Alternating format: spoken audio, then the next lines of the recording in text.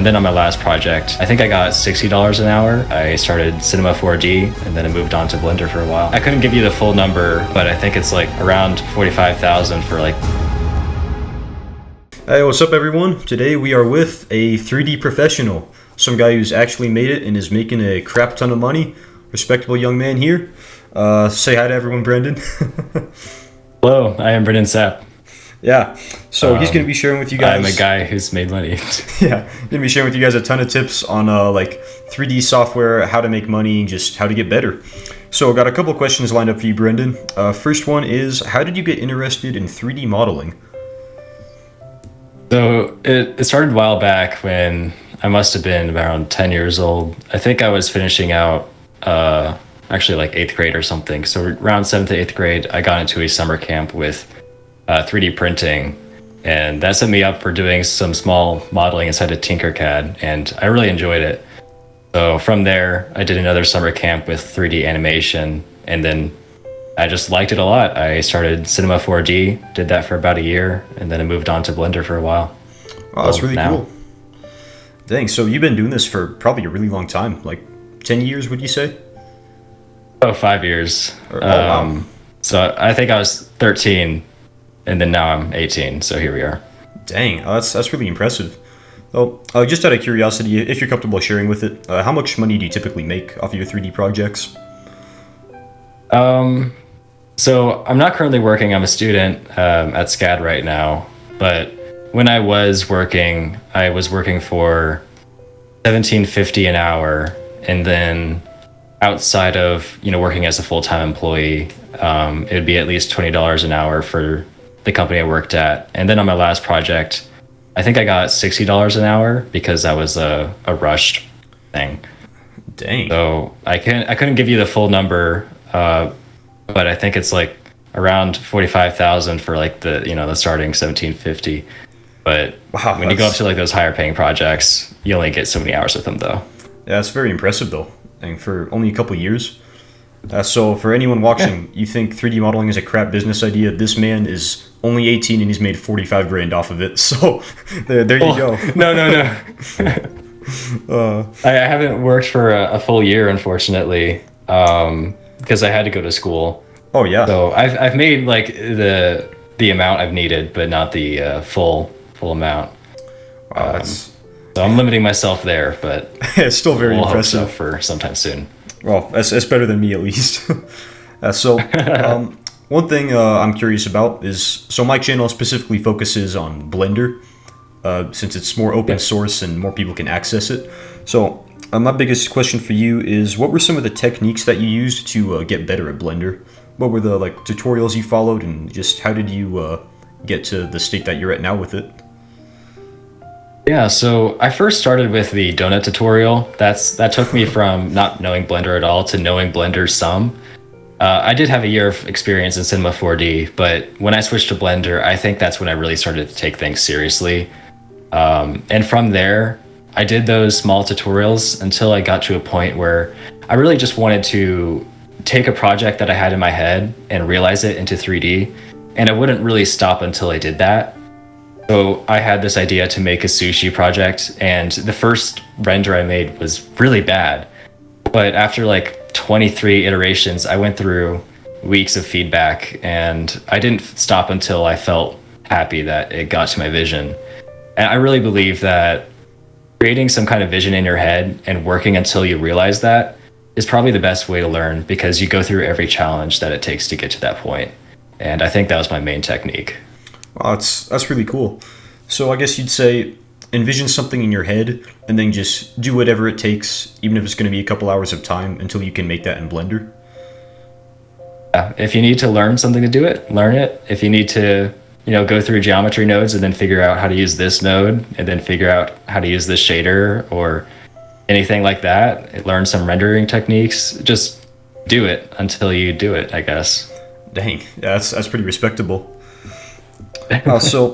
Another thing I've been wanting to ask you about is, what would you say are the best decisions that you've made to get to the point that you're at now? Like, if you could narrow it down to maybe 2 or 3 things that you've done, what would you recommend that everyone else does? Oh man, I feel like I'm lucky in some ways because I applied to maybe 10 different jobs at that time, and then there was only one that accepted me. And that was some marketing agency that wasn't really too huge, but I mean, they could pay me at least. So I can't really say I'm like doing anything that's crazy out of line for anybody else, but I would just put yourself out there. Networking is really huge where I'm at in school. I'm going to every event that I can. I'm talking to every professor, every client that I work with at school.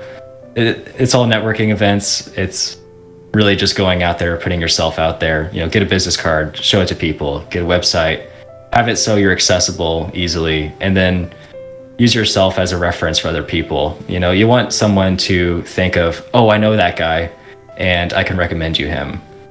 So try to be that person, put yourself out there, and make quality content that applies to what you want to do. Okay. And what would you say are the best ways of networking? Like, is there any specific platform that you used or an app that you would recommend to people? Going in person is by far the best. I don't think there's really any contest to that. Wow. LinkedIn exists, and I do have connections on LinkedIn, I guess, but they're not doing me anything unlike going in person is. So if you're in a place that's fortunate enough to have these kind of gatherings with people and, you know, 3D at least, then definitely go to them. Go to BlendCon, go to Game Developers Conference, go to anything, and that'll truly be amazing. Wow, I've never heard that before. That's really interesting, though. Oh, can you find like job opportunities and I guess like ways to sell your models there? Absolutely, yeah. I guess I technically have like a job lined up this summer a bit just because of that kind of networking with my last professor. I just did well in his class. He liked what I did. That was a generative AI research class, and yeah, through that connection that I built with the professor, he hooked me up with a internship with a Deloitte. It's a consulting business, and yeah, now I'm doing generative AI stuff for Deloitte and SCAD, my school. It's collaboration this summer. So that's, I guess, one way I've networked and got to that point. Man, I think I forget the question. Oh, it's all good, but yeah, that's really cool. I've actually never like talked about networking in person before. I'd definitely like to try that more myself. That sounds really interesting. And this is this is kind of a bum of a question, but if you were to change one thing about the process that you followed to get to the point that you're at right now, what would it be? If there's any one thing that you could do differently and go back in time. Man, it's only been, I guess, a year, so I can't say I've messed up too much or I feel like I messed too much until I know later. But I think one thing was keeping myself in check and not getting lazy. You know, I took a gap year I graduated early from high school, took a gap year and worked in that. So it was really easy to just like get lazy and not do as much work. And I really think that if I had a better work mindset, you know, that grind mindset, I could be working my job and then producing my personal projects and trying to shoot higher for where I am in my industry. And that's something I wish I did more when I had the time in that gap year. You know, really going outside more with those networking events even, or just honing in my 3D skills into a place where I really wanted to be, but I just didn't have the work ethic or drive to get there. So I wish I had that then, and this summer I plan to do that. Oh, that's very cool. Oh, so what is it like for you working almost full time, like on 3D models and in the 3D industry? Have you ever felt burned out, or what do you think of like the people and stuff there? So I was the only person working in 3D at the time in my job. So I was just the 3D guy. You know, if you had something that needed 3D, you threw it to me. And working as that, it was pretty comfortable. You know, you have your projects, you get a storyboard, and you're just told, let's create it. You know, you talk with your boss man, you get the general concept down, and you just start creating, and you can spend a week or two on it. Generally, my day just went creating, text my boss some work in progress pictures. We'd have a call, go over some creative direction. I'd send it out. We have a call about the feedback, work on it a bit more. I call again, feedback, and usually sent out within about a week or two. There are definitely projects where that needed a bit more rushing, and that could be a bit burning out-ish, I guess. but it never really got to a point where I hated what I was doing because I knew that, working remote for 3D modeling and doing art is really amazing. I mean, there's no contest to that. So I enjoyed what I was doing at that point, and I think I'd continue doing it if I could. Oh, that's very impressive and respectable. Oh, so you essentially made yourself and your job like I guess in a way, the only person that you could come to for 3D work? Yeah, they just didn't have anyone else. By the time that, I said like, hey, I'm going to school, so you might want to look into somebody else. They did find a couple other people, but at least I'm still the guy who's like better. Yeah. Because he still like was coming to me for like some of the higher vis, higher fidelity quality products. I can't always do them since I'm in school, but some of the rush projects that pay well, I'll always be up to those. And I think I'm still that guy for them. At least I hope so. Good with relations with that company, and I think I'm pretty solid up there for being the 3D guy, at least. Yeah. Wow, that's a really smart decision. So, I guess would you recommend to everyone else that if you ever try to get a job in 3D modeling, or if you're ever working for someone, always try to position yourself as sort of like the only person they could go to for the type of work that you make?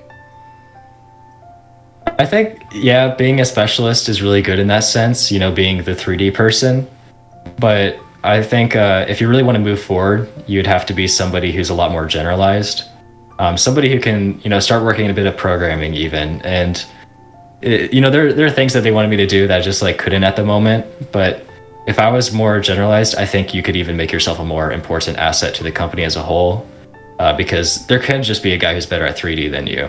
But when you're somebody who works really well with a team and can do almost anything for them and be good at it, then I think that really elevates your position. And that's something you should strive for more than just honing in one skill only.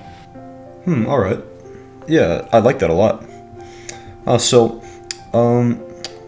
What would you say are some of the best ways to make money off of 3D? Like, let's say you've been doing it for about a year, so you've got some talent. You can make models here and there, maybe a couple animations. So what would be, like, between jobs and just freelancing, what would you say is the best way to profit off of it? So no jobs, like you're not working a full-time job kind of thing. No. Yeah, let's say you had maybe, like, Okay. 20 hours of free time a week. I think I'm not too certain on this, but Blender Kit has been pretty cool. I'm not rich on it or anything. I've just posted like 2 assets total, but they've been making me some money in the past, and they're just photo scanned assets that I probably spent like an hour or so on. And if I did that at least like one model a day, just spent like an hour or two a day making a model, I could probably like load up the Blender Kit asset store and make some good money off of it. One of my models, like a vintage globe thing, has made, I think, like $40 since I posted it like 5 months ago. So it exists, and I think if I, had a lot more models out there, that I'd be making a lot more. I do have a friend through Discord who makes car models, and I think he's probably making a lot of money through Blender Kit because car models are so highly desired, and he's like producing the part assets and stuff. I guess another sort of general question, but if you could recommend anything to people just starting off with 3D, like whether it be making money, improving, like fixing your work ethic, what would it be if it was just one thing to fix?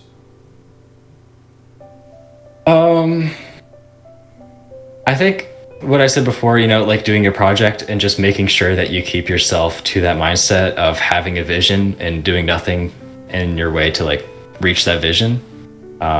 Just completing a project that you have and really finishing it out, I think, is pretty huge. One thing I'm going to start going into a bit on my YouTube myself is like, I want to make a video on photography. And I really do feel like photography is the big thing for taking your 3D arts, at least for like still renderings. Even videography could apply here too, but photography really takes the 3D portion away, but it still keeps the camera. And I think that really improves someone's eye for good composition, good scene, and realism too. you'll start to notice details that you would have done before, and Dang, I've never thought about I really that do before. think that photography is the key to being a greater 3D artist, at least in realism. But we'll see. We'll see. That's a really cool idea. I really like that actually. Dang. Thank you. Yeah, that's definitely go for that. That's awesome. Wow, and well, I guess that sort of answers the last question. But if you weren't 3D modeling, what would you do? I don't even know if it would be photography. Now, I say like wow. it might be my second major if it wasn't visual effects, which is the 3D major here. It could be acting, it could be film and television. I really don't know where I'd go, but I do think photography is probably most solid since I've already invested a lot in it. I think I'm pretty okay at it, and it's fun. I find enjoyment just going outside and taking pictures. So it gets me outside and I have fun doing it, which I really can't say as much as doing 3D right now. It's a bit of a hassle getting onto the computer. Yeah, for sure. I mean, I get burned out a lot with 3D. I can't even lie. Wow. All right. Well, I guess that just about wraps up the questions. A little short, snappy interview. And thank you very much, Brendan, for your time. Guys, please listen to this guy. He has succeeded. You have not succeeded. So do what he did. Don't listen to me. I'm just some college student. Oh, man. Yeah, thank you, man. I appreciate your time. All right. Thank you. Thank you.